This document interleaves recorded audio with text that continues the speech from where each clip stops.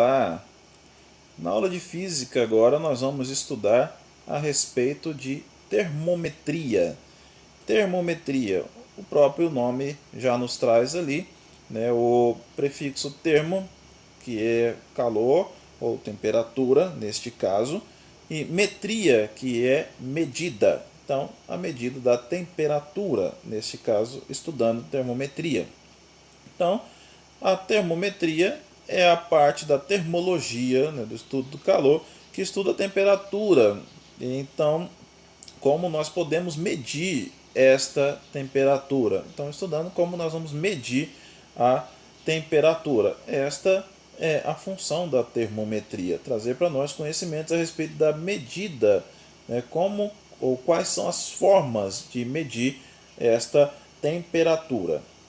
O detalhe é que o equipamento utilizado hoje em qualquer lugar para você medir a temperatura é o termômetro.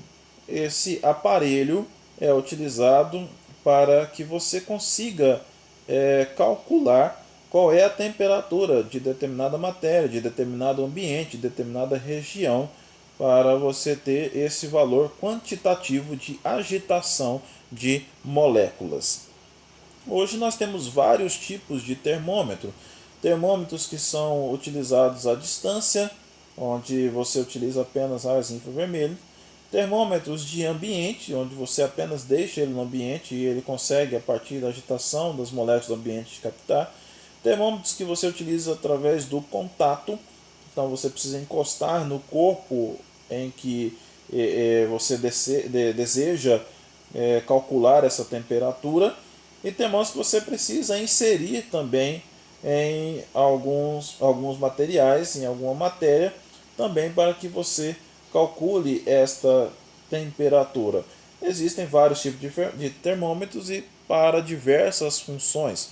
Você pode trabalhar com aquele que for mais usual, mais necessário para você na aplicação ou então na mensuração desses valores de agitação de moléculas. Para a gente calcular, nós temos as escalas termométricas. Por que escalas termométricas? Escalas termométricas, elas trazem para nós valores que já são calculados através de uma escala de valores que já são pré-definidos. E nós temos alguns cientistas que fizeram isso e trouxeram para nós alguns conceitos. Primeiro, o elemento básico que foi utilizado foi a água. Então, a agitação do estado físico da matéria, água, é que serviu como base para esses estudos. Nós temos 3 estados físicos da matéria: sólido, líquido e gasoso. Então, a água no estado sólido, ela foi considerado no início dos estudos como um estágio onde não há agitação de moléculas.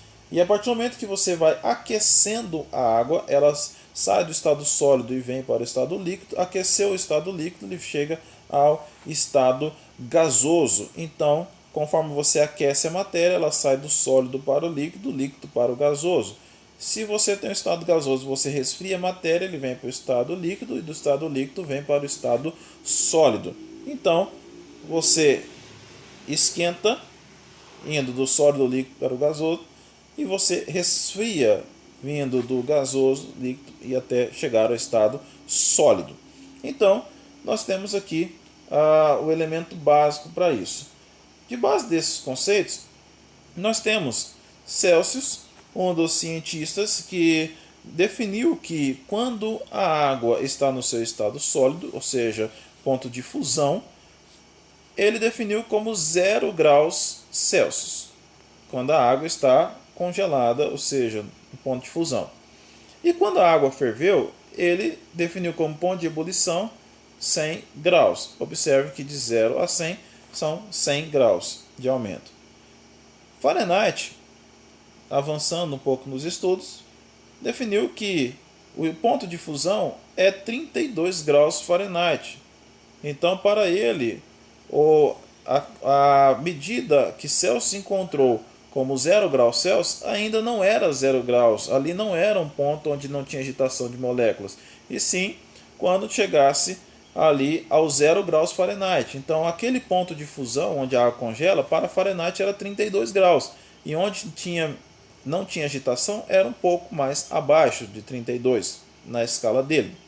E o ponto de ebulição para Fahrenheit foi de 212 graus Fahrenheit. Observe que de 32 a 212 nós temos 180 graus nesta escala. Então aqui uma escala de 100 graus e aqui uma escala de 180 graus. Então já ficou diferente a escala um do outro na hora de colocar.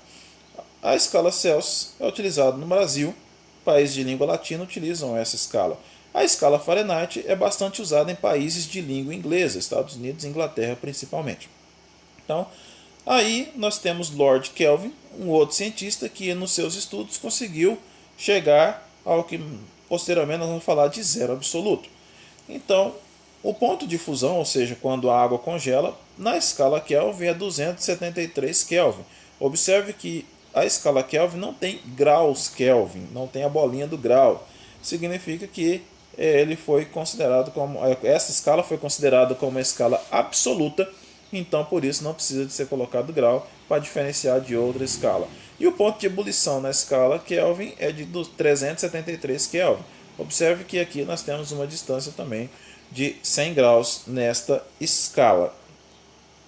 Então, mais uma vez reforçando essas escalas termométricas, o ponto de fusão é quando nós temos o congelamento da água e o ponto de ebulição é quando nós temos a fervura da água.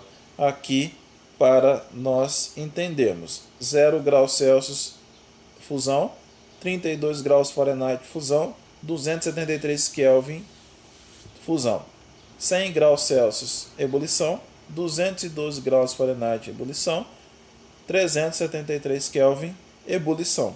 Ok? Observe que isso aqui são valores já da escala que vão definir a mesma situação de fenômeno, tanto de congelamento quanto de ebulição. Ok? A situação é a mesma, porém com valores diferentes. Então, o zero absoluto. O zero absoluto é uma temperatura mais baixa que qualquer corpo pode atingir no universo, ou seja, onde não há agitação nenhuma de molécula. Essa energia cinética e térmica mutuamente se equivalem, ou seja, elas não têm agitação nenhuma. Então, Lord Kelvin conseguiu descobrir qual é esse valor do zero absoluto. Em experimento, Lord Kelvin não conseguiu fazer isso porque todo experimento, quando você vai manuseá-lo, você tem interação de um material com outro material, de uma matéria com outra matéria, de um corpo com outro corpo. E essa interação, obviamente, vai promover uma troca de calor. Então, nunca que ele vai conseguir chegar ao zero absoluto manuseando o experimento. Mas ele conseguiu entender muito bem como era, né? Estima-se que ele conseguiu chegar até aos 15, 16 Kelvin. E 15, 16 Kelvin já é uma temperatura muito baixa para a gente entender. A comparação com a nossa escala, a escala que nós utilizamos no Brasil, nós vamos ver que o zero absoluto corresponde a menos 273 graus Celsius. Para a gente ter uma ideia, na região aqui do centro-oeste, onde eu moro, quando a temperatura chega a 12, 10 graus, já está muito frio. As pessoas da região sul já suportam temperaturas até mais baixas que isso. Então nós vemos isso como um comparativo para entendermos o quanto o zero absoluto traz para a gente um valor muito, mas muito frio relacionado à agitação de moléculas. Então, ou seja, quanto menos calor, mais frio. Então, consequentemente, a gente já tem ideia desse zero absoluto, o zero Kelvin, ok? Então, aqui é apenas um comparativo dessas escalas. Comparando essas escalas, é claro que, como são escalas diferentes, nós precisamos entender, então, como que vamos trabalhar com isso. Um exemplo, se você está aqui no Brasil e precisa, talvez, mandar uma informação para um país de língua inglesa que utiliza a escala Fahrenheit, que é diferente da escala Celsius, e nessa informação a pessoa que vai receber não consegue fazer essa conversão. Então você precisa fazer isso. Você precisa levar esta informação mais precisa. Então, como a situação do fenômeno é a mesma, o que muda são os valores que são graduados, consequentemente, nós temos que fazer uma conversão entre elas. E aqui, no estudo de razão e proporção, fazendo a comparação entre as escalas, nós vamos ter no final a equação que traz para a gente esta conversão dessa unidade de medida de temperatura para uma outra escala. Então, aqui embaixo nós temos esta conversão, onde C nós temos Celsius, F nós temos Fahrenheit e K nós temos Kelvin. Esta é a nossa equação de conversão. Esta A é uma escala arbitrária, ou seja, uma escala que foi colocada aqui inventada.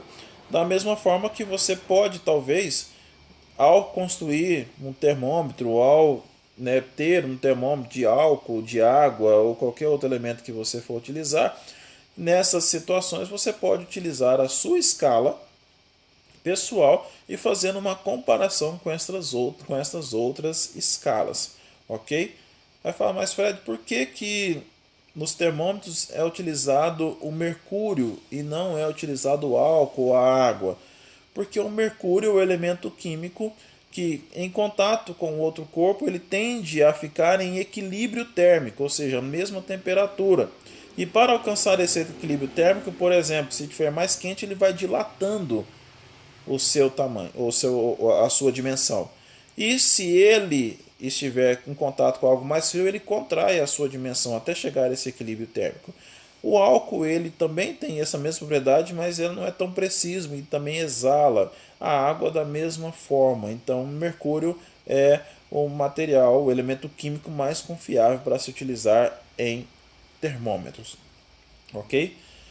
Então, esta informação para vocês, para a gente trabalhar um pouco com termometria. Espero ter ajudado. Que Deus abençoe vocês e até a próxima aula.